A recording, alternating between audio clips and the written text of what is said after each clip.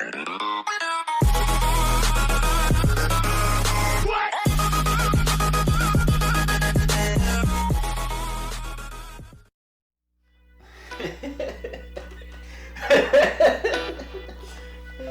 man, put your head down, bro.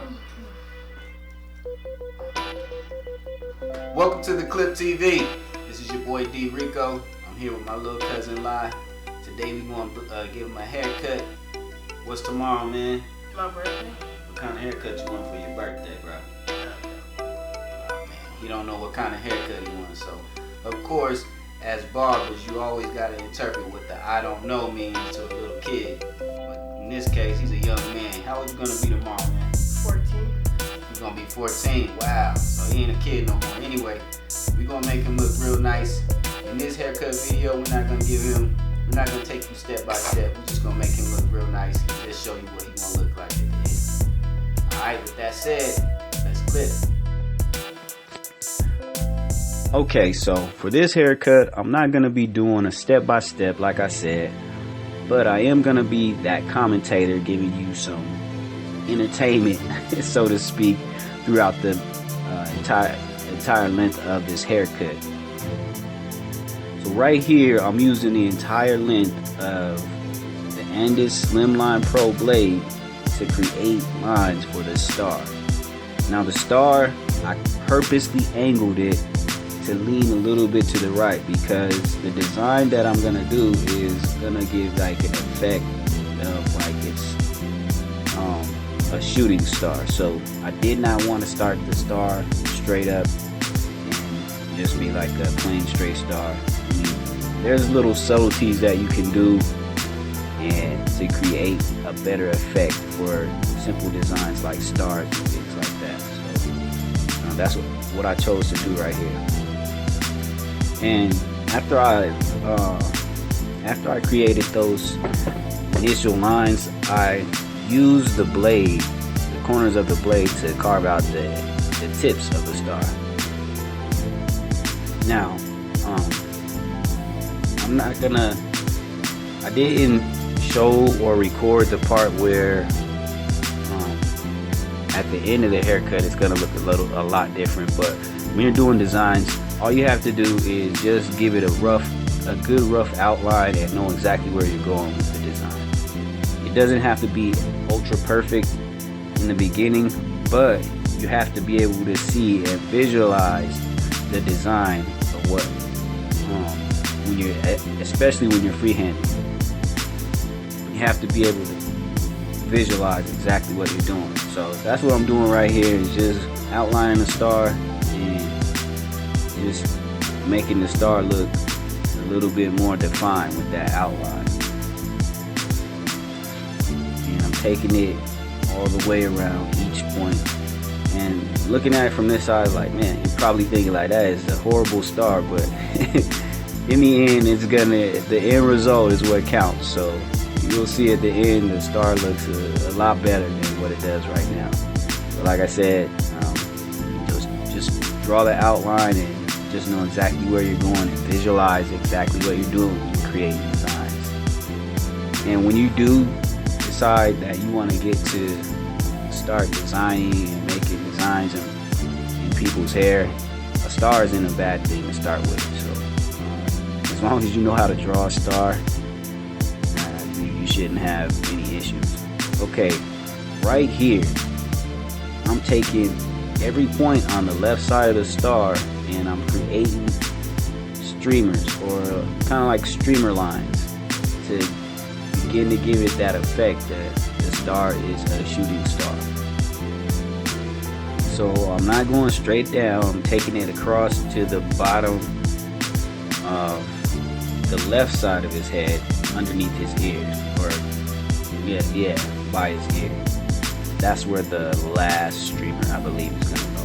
But you can see that it's already starting to look like it's a shooting star. I haven't even began to give it the effect that I'm going to do here in a second. But yeah, right here, I'm taking the lines all the way across and connecting it almost to his other ear. So, I mean, when you do designs, designs are unique, and each design that you do should be unique, and they all have like different measurements. That's what you're gonna learn when you start doing design. Okay, so right here I'm starting to blend, and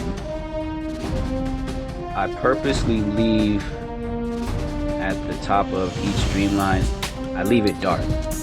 I'm blending it, and I'm purposely leaving it dark. Now I could have easily blended up to each line and made it a spectacular blend, but I just wanted to, I don't know, for some reason it just looked better to me to leave it dark, so I didn't really take the blend all the way up into the line.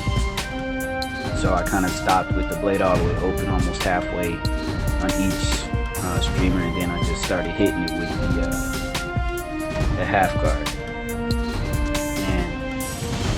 And of course I did blend the bottom of those dark spots with the lever all the way open.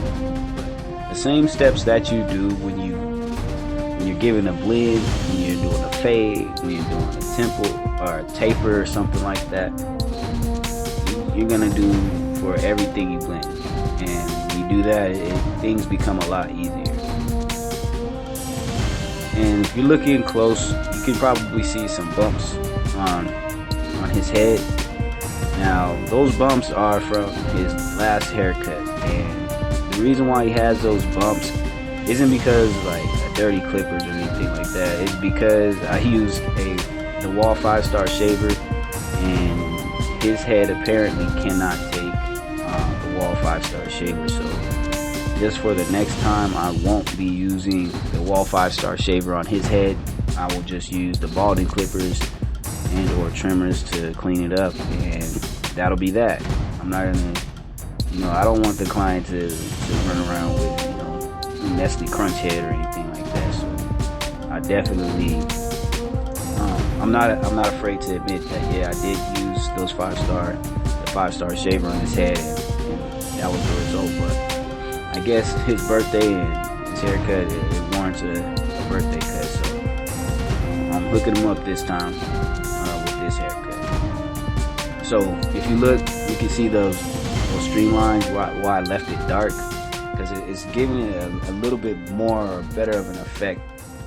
For me, I feel it gives it a better effect versus just leaving it or blending it all the way through. And so on the left side of his head, I started to create a design. I didn't want to leave this side plain, so I just began to draw like a design, and it's a pretty dope design. I connected it to the end of that top streamer, and if you can see, when I started creating a design, I used the corner of the blade. And this is a good example right here, how I'm using the corners of the blade to create those curves in the line. And I'm using every single part of that blade. Like I use the left corner, I use the right corner, flip the clipper. I hit to make that curve. That's what you have to do when you start making designs. You have to be able to utilize every single part of your trimmer, and don't be afraid to use it. Just make sure you understand how much hair it's going to take off when you are creating those lines in your line. That's why I purposely, not purposely, but that's why I generally like to use the Andis Slimline Pro. That's like, the Andis Slimline Pro is like my favorite trimmer. I've heard people talk about the Andis Slimline Pro Li. I'm pretty sure that it's pretty much the same because they have the same blade, but I just took I took some advice from other barbers not to get the Slimline Pro Li because it has some body issues. So I don't know, that was just my call. So right here I'm gonna go ahead, I'm hitting his hairline, and you can see that little Barber Magic pencil. When you draw it in, it automatically looks like, man, that's gonna be a pretty tight pretty tight hairline, and it helps people. And I'm not afraid to say, hey, I like to use it because it gives it that effect. I don't know, it blends it down. It's really beneficial. And like I said before, all the other videos, I don't have to use it, but I do use it. So the reason why I did start with this hairline is because for some reason at that point in time, after I did that design or that part, going from that streamer, I just felt like I needed to do his hairline. It just felt like it would bring the haircut together a little bit more. And right here, I'm starting to do his taper. And this is how fast you can do a taper. I mean, literally, it took me like, and this is like in double speed. It took me about 2 minutes to do this. So when you learn how to do a taper, that's how fast it's going to be when you're doing a taper. Tapers shouldn't be difficult at all. I just used my steps and gradually took the blade up, and after I used that half guard, you see me using the corner of the blade there to blend out those darker spots after the half guard, and then I hit it again with the half guard just to bring it out. And that's how simple a taper should be. It shouldn't be very difficult at all. And after each time I brush it down, and that's that. Yeah, I guess you could say this is a design and a taper, a semi-taper tutorial right here. But I wasn't trying to give any tutorials, but that's how easy it is to do a taper. And so I just started balling out around this little curve part in that design. And on this part, I did leave it dark again too, because I wanted the haircut to be uniform. So that's why I left the streamline dark, and I left it dark around this curvy part of the design.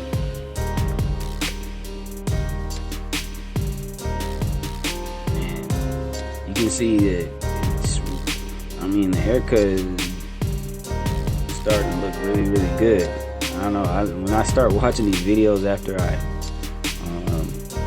create them, you can start seeing the blends after the haircut's starting to look good. You start admiring some of the stuff that you've done. So right here, I'm hitting this side, and this is kind of a unique haircut because only this side has a lineup. And if you can see, my knuckles at points is holding down his ear, and then I have a finger hold down his ear. Anyway, I didn't show you the detail work. This is the final haircut. He has two parts that on the side of his head on the top, and I widened it up with the razor, but he enjoyed this haircut.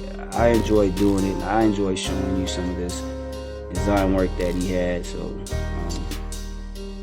this is the final product. As you can see, look at his face.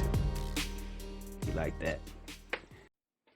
I know I liked it, but before I let you go, if you haven't done so already, at the top right corner of the screen, hit that subscribe button. Like, comment, and share. Give me your feedback. I like feedback because I can make these videos better. I'm going to be trying to improve with each video that I do, and just give you some of the stuff that I know how to do, and hopefully that can help you to become better at what you do. Not necessarily make me out to be the person to make you a better barber, but hopefully I can give you something that you can run with. But anyway, hit that subscribe button. Love to hear from you. Until then, let's click.